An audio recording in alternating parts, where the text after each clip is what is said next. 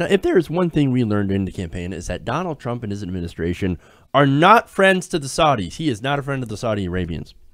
In fact, he was going to be so incredibly tough on the... wait. He went to Saudi Arabia. And he was tough on them, though, right? No?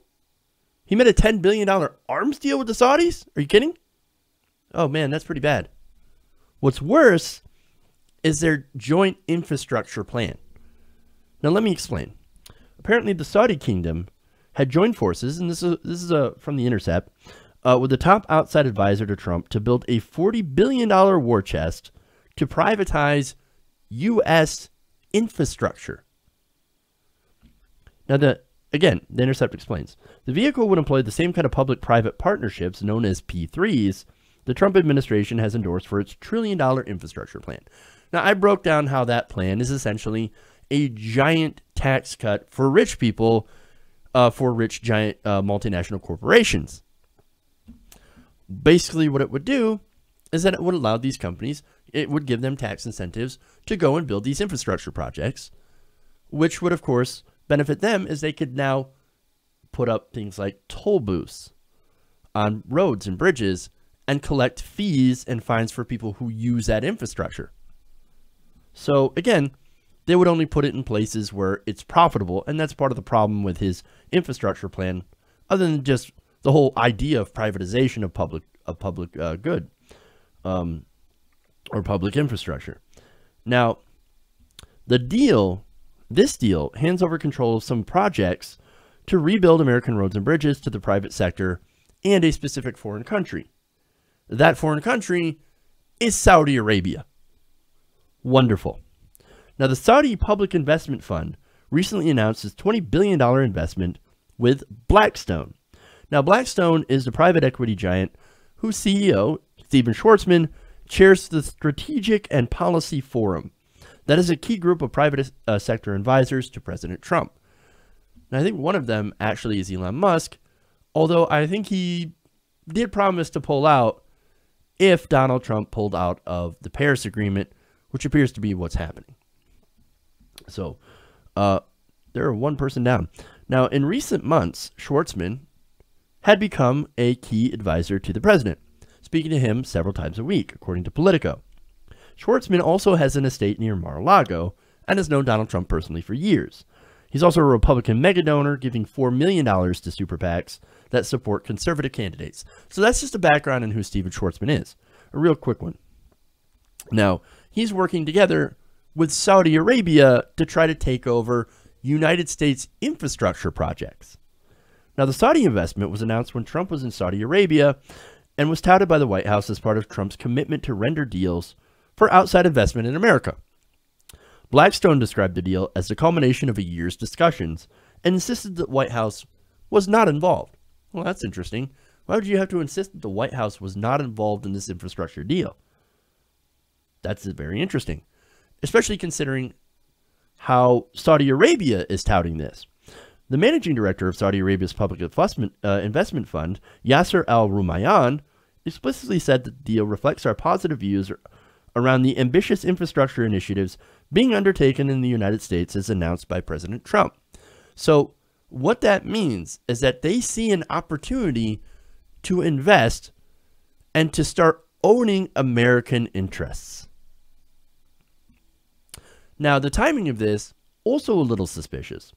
Coming just after Trump's son-in-law and advisor, Jared Kushner, negotiated that $110 billion worth of arms sales to the Saudis. Kushner and Blackstone happen to have a long history. Blackstone is actually one of the largest lenders to Kushner's business, with over $400 million in financing since 2013. And Schwarzman has a lot to gain as well with the president's policies. Now, and it's not just on infrastructure, by the way. It's a lot of President Trump's policies. Let's take China, for example. Now, you guys might remember during the campaign that President Trump was really tough on China. He was saying that China, well, they're a currency manipulator. We're getting killed from trade from China. And then later on, Trump meets with President Xi, and suddenly, hey, the Chinese are fantastic, and they're no longer considered currency manipulators. Now, a lot of people pointed out the Chinese President Xi played him, or he used North Korea, and that's I'm assuming that's a part of it. Nobody knew North Korea was going to be all that complicated. Well, it turns out China is kind of the way to help keep North Korea in line, so to speak. Okay. Now, but he also dropped that rhetoric because of Blackstone. It's not an accident. Blackstone is actually heavily invested in China and had warned their investors that labeling China a currency manipulator could actually hurt the company financially. So it's not wouldn't be a surprise to hear that the CEO of Blackstone, Schwartzman, had some conversations with Trump and said, maybe you need to lay off this China currency manipulator thing. That's actually going to hurt me. That's going to hurt my business. Don't do that. Why don't you meet with President Xi, see what he has to say? And now suddenly you hear nothing about China anymore. Nothing about China, the currency manipulation, nothing. They're no longer killing us in trade. That's funny. Again, there are other financial dealings or policy positions that Blackstone would also be helped by in a Trump administration.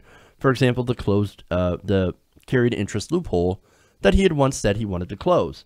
Now it turns out he's also not going to do that because it happens to benefit Blackstone and Stephen Schwartzman himself. Now, back to infrastructure.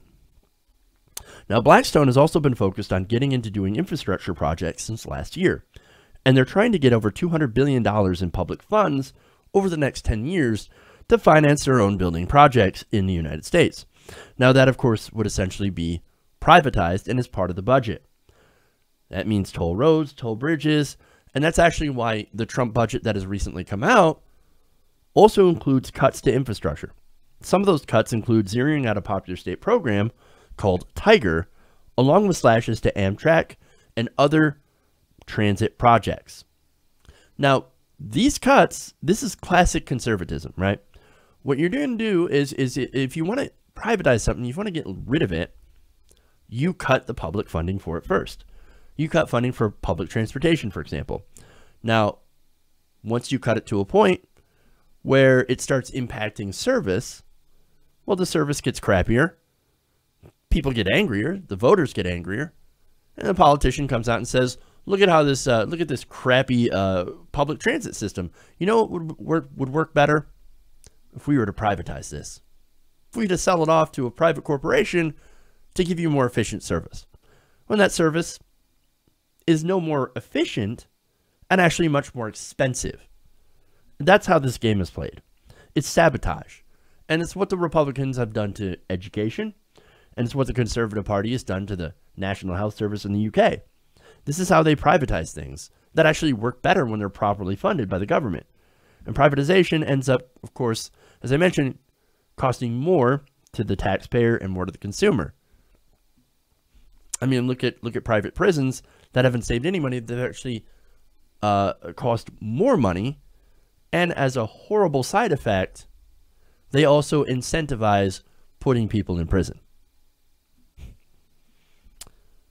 But not only that, according to these P3s, Trump's advisors now are talking about using the Australian model where proceeds from sale of public assets, privatization, selling off public assets, now get funneled into new projects. But some of this money would end up going into the pockets of people like Schwartzman in the Blackstone Group. So under the Trump plan, direct federal investments in our infrastructure would both be lowered while private control of projects would end up getting more funded. Now, this benefits both Blackstone and Saudi Arabia, who is invested in Blackstone. Now, it will end up hurting you as these P3s are expected to generate high tolls and user fees because the private sector, well, they have to have a return on investment. And in addition to this, P3s also narrow where infrastructure projects happen.